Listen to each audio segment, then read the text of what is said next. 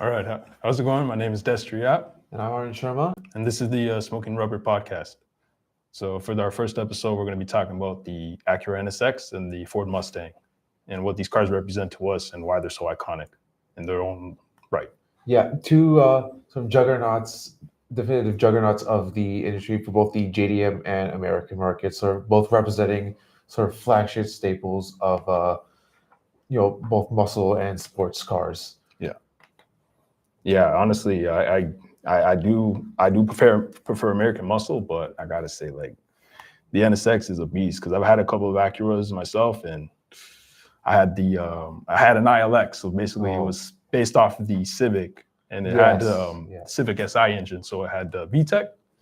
Pretty fun little car, especially when you put like premium fuel in it. Yeah. But I'd love to drive an NSX. Other than that, shoot, they're way too pricey. And of course, the Mustang it sort of has been for like the longest time the sort of the definitive muscle car. Yeah. From the Americas, it has of course the legacy starting out like it's 1960s. Yep. It's still going on with its namesake.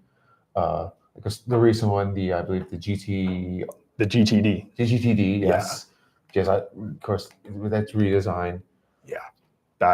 That honestly, like, at first I would say I really don't like that Ford made that decision to make it about $300,000, which is just like the Mustang's supposed to be a fun, like an approachable, affordable way to get into like high performance for a vehicle. And it's a beast like on the track, but right now, I think I have a clip pulled up of a GT350, which is one of the last like really high-end premium Mustangs you get with a manual transmission, and the thing sounds amazing. So right now I'm going to try to pull up this clip of it on the Nürburgring. So if they can cue that up. I just want to play the really good parts of the car. The thing just sounds so amazing.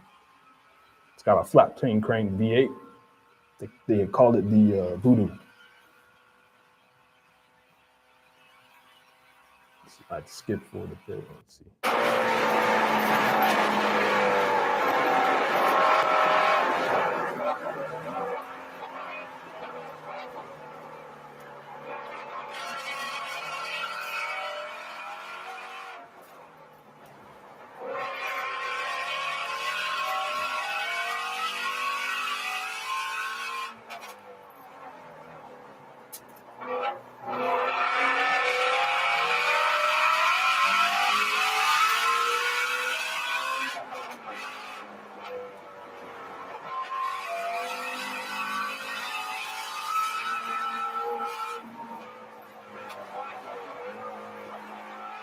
Yeah, so I think you guys get the general idea. That thing just screams, and you see it passing that coming up to that Mercedes. Like the price wise, it's insane. Yeah, and so of course,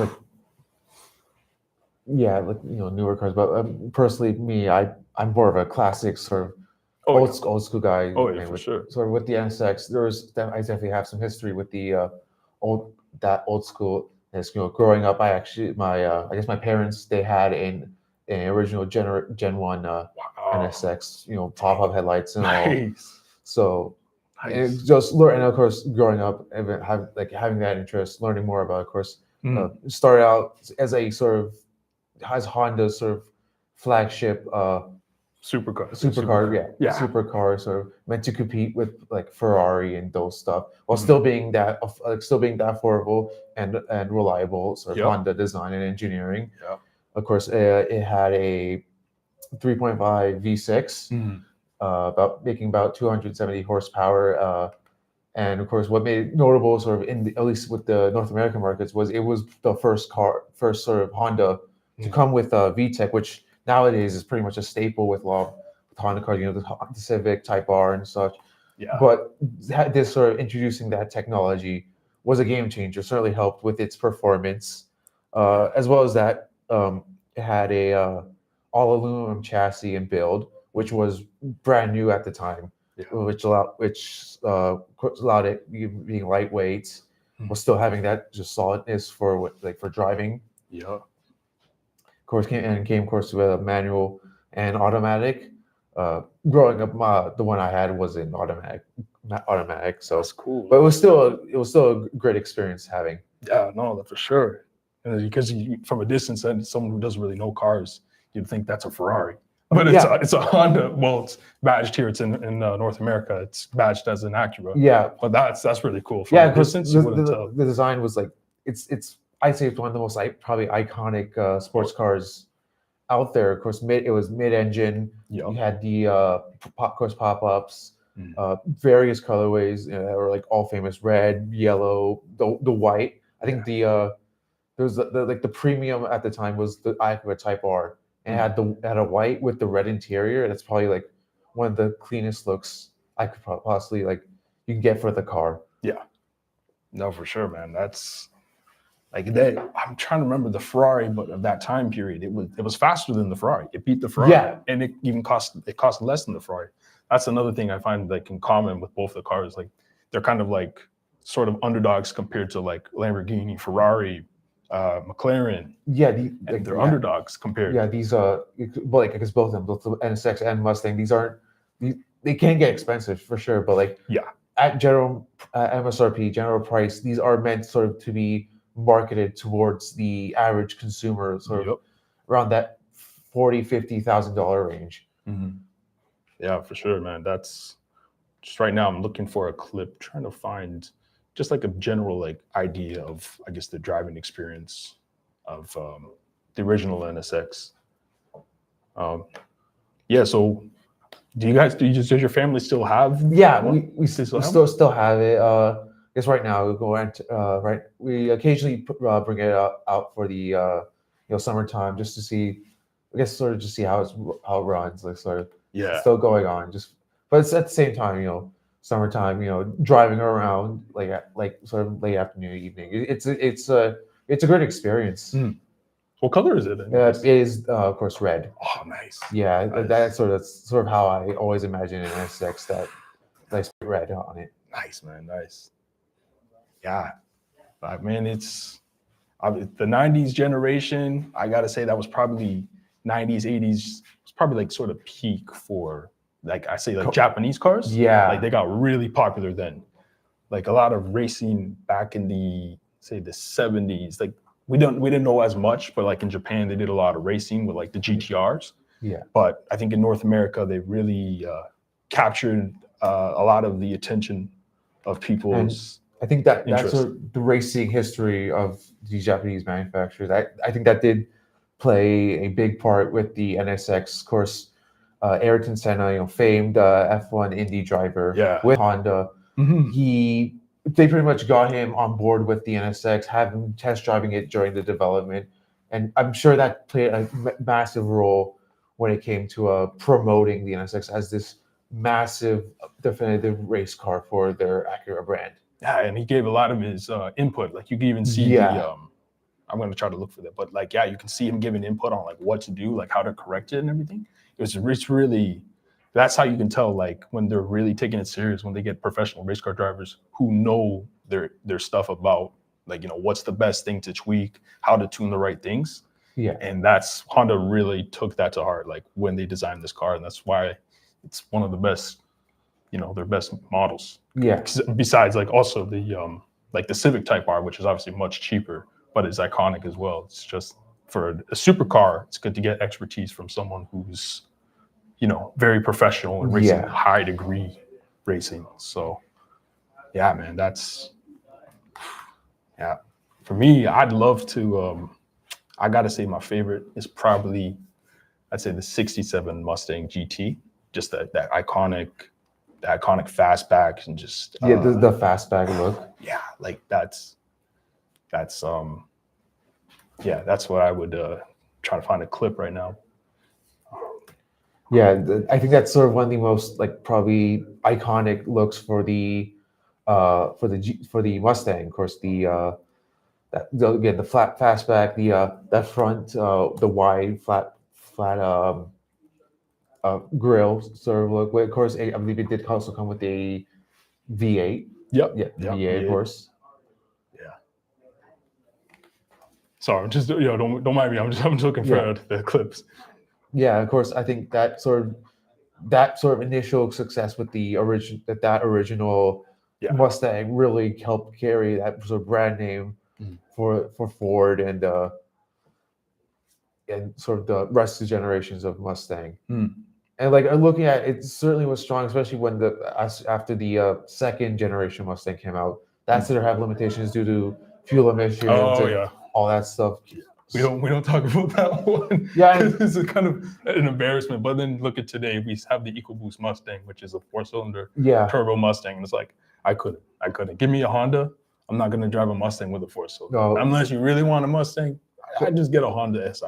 Like Honda Civic SI. I will say I think I would say that I would prefer the design of the Gen 2 Mustang over the original, because I think that smaller sort of look, it's a little bit more sleeker.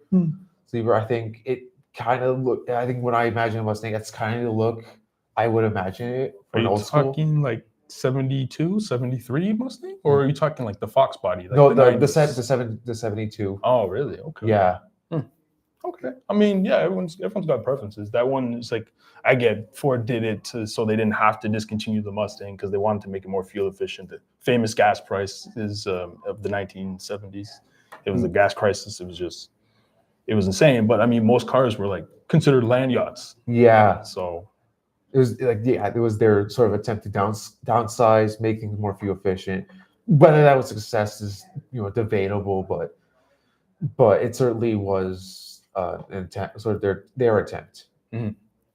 Yeah. So right now I just found the clip. I'm going to play a bit of the clip of the iconic Bullet Chase, just to kind of show like why it's one of my favorite cars and why it looks so good. So mind just switching over.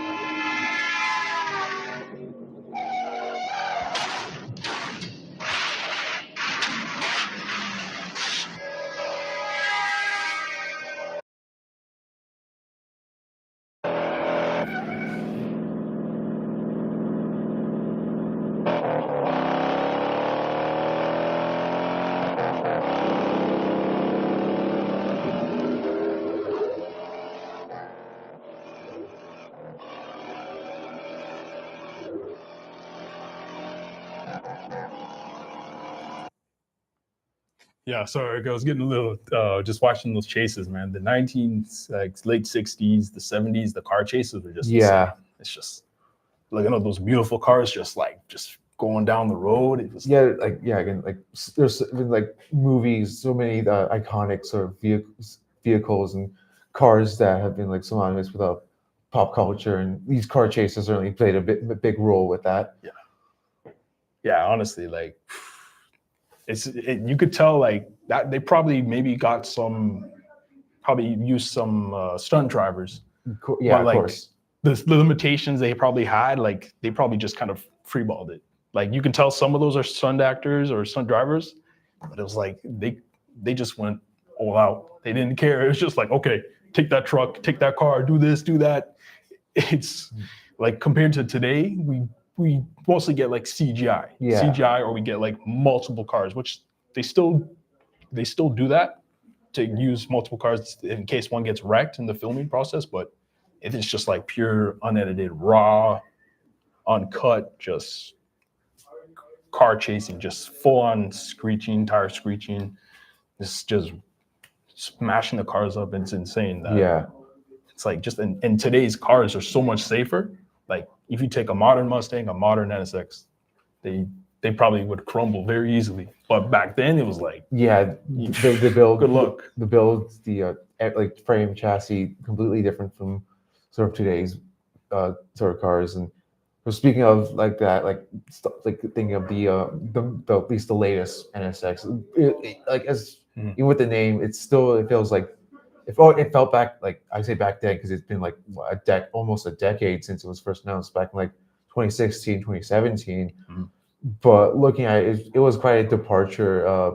This time it said it would still use a V6 mid-engine, but it would have been it was going to be a hybrid this time with twin turbo, 9-speed automatic, certainly more powerful at around 500 when it first initially came out. But it was sort of divisive because it kind of felt like it was trying to do both like the supercars at the time, like competing with like Lamborghini, Ferrari, McLaren of right now, but still trying to be that sort of affordable, reliable sort of Honda, Acura sort of aesthetic. And it kind of sort of fell into obscurity because of that. Because while it wasn't necessarily as like notable or cheap as the previous generation, it still was it, but it still wasn't as sort of competitive with those hybrid high end supercars and sports cars. Yeah, no, but for sure, like for like a company that just makes like a lot of economy cars, Yeah, and famous for front wheel drive, it's very impressive, and it's definitely had a big legacy on it. So and I'm glad that they did kind of bring it back, but unfortunately, it's like been discontinued. A lot of yeah. actually a lot of Acura, I think they discontinued their cars in general. Like this was the last year for the TLX. Oh, yeah. So They've mostly been dialing SUVs. back to SUVs or more like guess family sort of cars. Yeah, pretty much. Yeah. Because it's they basically the newest one is like called the ADX, I think, and it's basically based off of the Honda HRV. Oh. Because the MDX and the RDX are based off of like I think one's based off of the Honda CRV, and then another one's based off of the Honda Pilot. Okay. So I mean, they're obviously they are rebadged Hondas. Yeah. Premium. Pretty much. Yeah. It's pretty much what I feel like modern Acura has. Oh, sort of never been- mind. They still have the Integra, but I think that might not be around much longer either because they brought that back a few years ago. Yeah. I think might also be like it's might be based off like the Accord or Civic SI. Yeah, I know. Yeah, it's the based off the Integra is SI. based off of the SI. Yes. Now. Yeah. But yeah, also I just found another clip. So this one is a Honda V6, Honda Accord V6, and if I can, this is a good clip. Let's see if we can get the sound in it.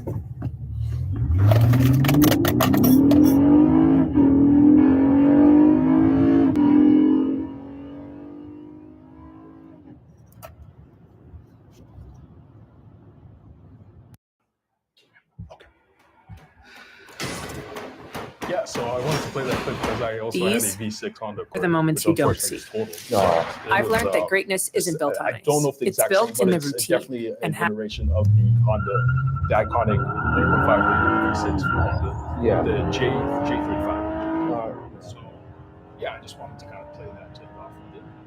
Just another thing, my ownership with Hondas. So all right, I think that concludes our show. That concludes our show. Thanks for watching. Thank you again. I'm Destry out.